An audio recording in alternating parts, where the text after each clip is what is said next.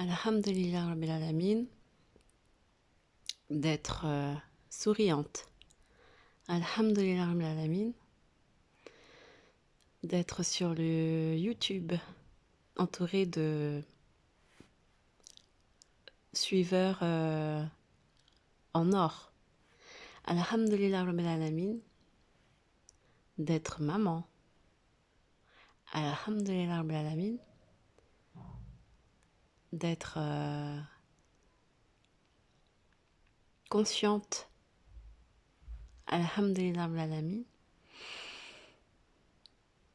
d'avoir un toit et à manger. Alhamdulillah Rabbil Alamin,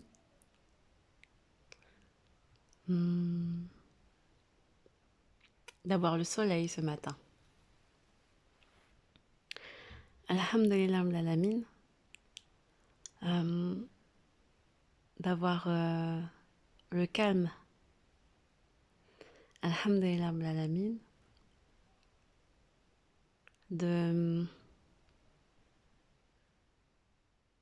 d'avoir un dimanche reposé. Ainsi de suite, ainsi de suite.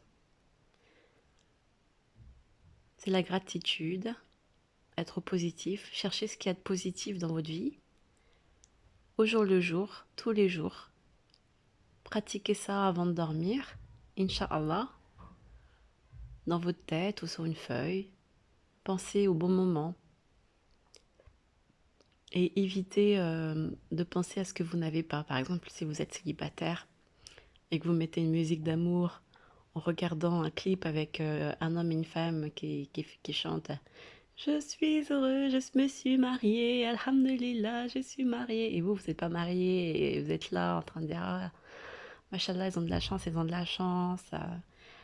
Même si vous n'êtes pas jaloux de leur situation, mais c'est juste que vous êtes un peu dans ce manque, dans cette nostalgie de ce que vous n'avez pas, etc.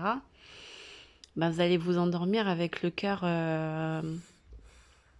rempli de désirs, sans le savoir, et ça peut pousser après à des choses, dans des chemins qui, en fait, vous n'avez pas du tout eu l'idée de rentrer dans un chemin tortueux, mais ça vous a amené petit à petit vers un chemin tortueux. Ça, en fait, ça a appelé, tout simplement, ça a fait appeler des démons en vous. Bon, démon, c'est un grand nom, mais ça a fait appeler à des entités, à une énergie, l'énergie du manque, l'énergie de l'insatisfaction, l'énergie de l'envie.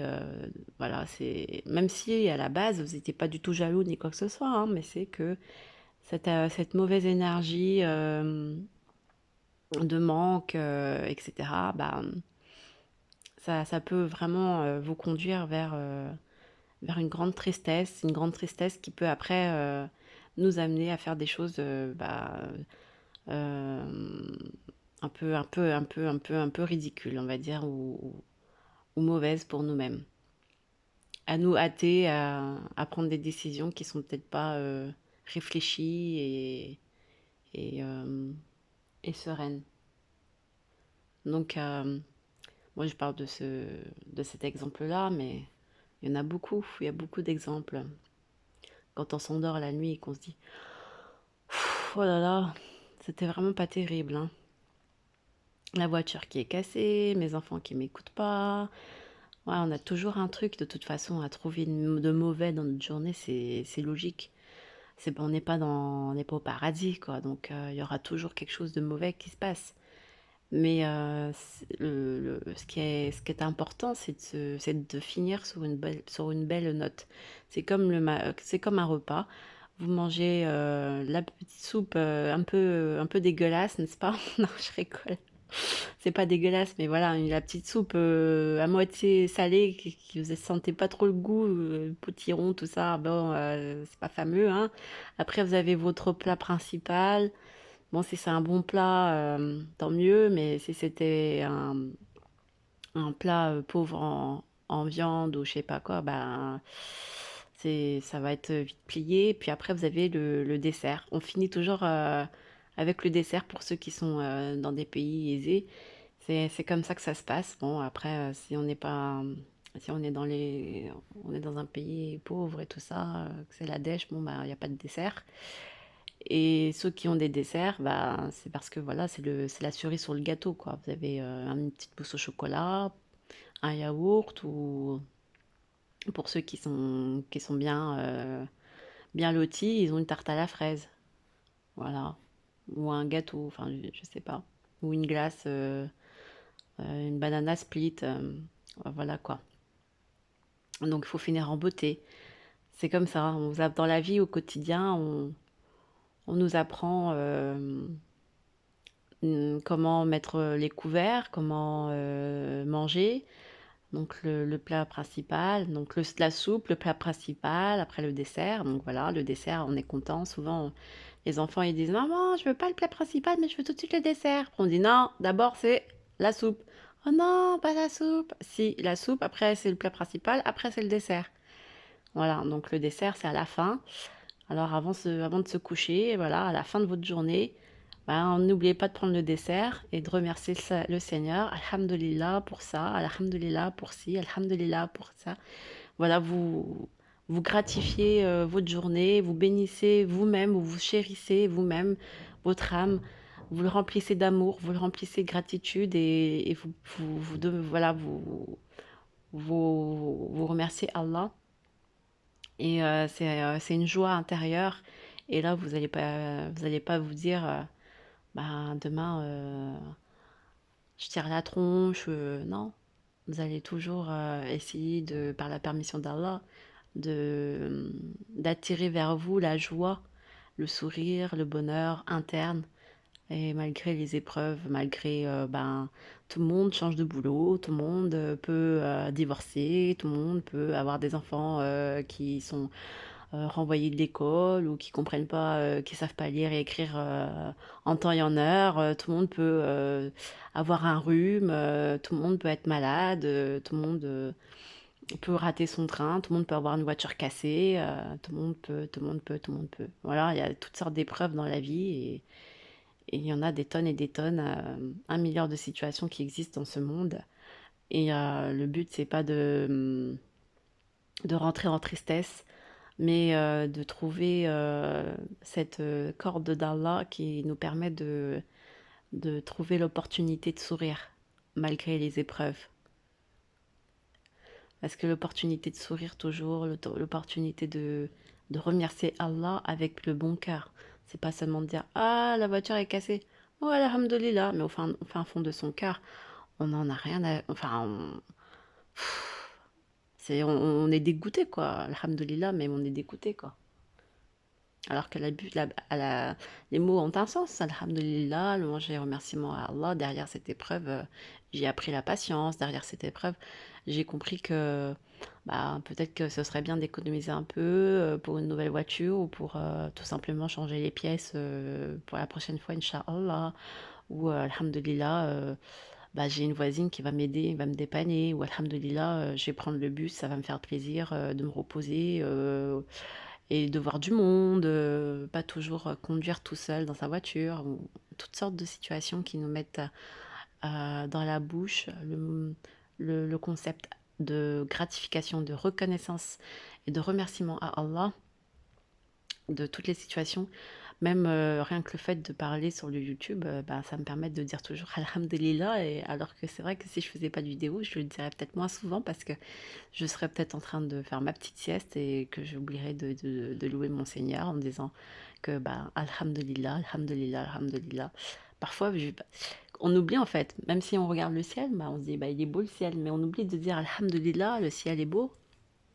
On oublie. On regarde nos enfants, on oublie de dire Subhanallah, gloire à Allah, Mashallah, Subhanallah, Alhamdulillah, on oublie. Parce qu'on va juste regarder le côté oh là là, qu'est-ce qui me casse les pieds, oh là là, qu'est-ce que. Il dort pas, il n'arrive pas à faire sa sieste, oh là là là là là là. Mais c'est vrai que, Alhamdulillah, Alhamdulillah, J'apprends la patience, alhamdoulilah. J'apprends à me calmer, alhamdoulilah. J'apprends à pas à, à me canaliser. Alhamdoulilah, je vais apprendre une nouvelle blague parce que peut-être qu'aussi on manque de blagues. Dans la vie, c'est vrai que des fois il y a l'humour qui joue.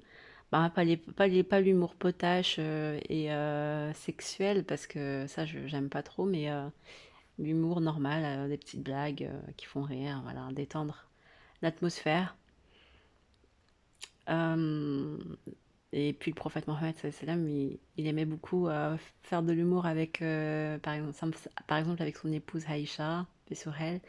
Donc ça détend et ça lie les liens et puis ça permet de passer une journée agréable, pas toujours à... Voilà,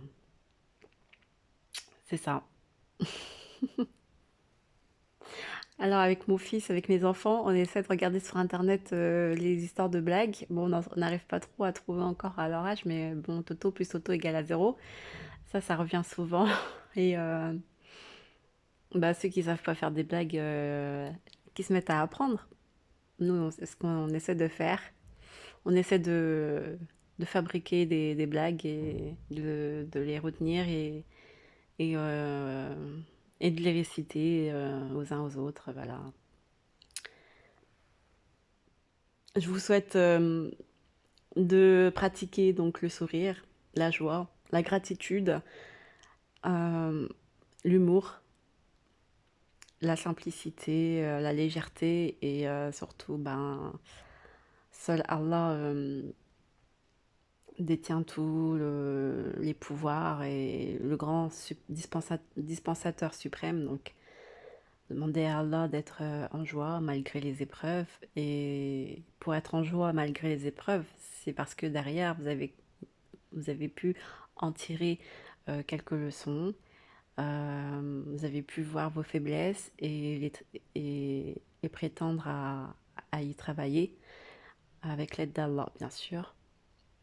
Et c'est en cela que vous êtes joyeux. C'est pas j'ai eu un obstacle, je suis joyeux quand même. Non, j'ai eu un obstacle et j'ai l'opportunité d'être en joie parce que j'ai appris à me connaître, j'ai appris à me découvrir et j'ai appris à connaître mon Seigneur Allah aussi par cette épreuve, par cet effort de reconnaissance. Inch'Allah, amin. Alhamdulillah, alamin. Allahumma salli ala Muhammad wa ala ali Muhammad. Salam.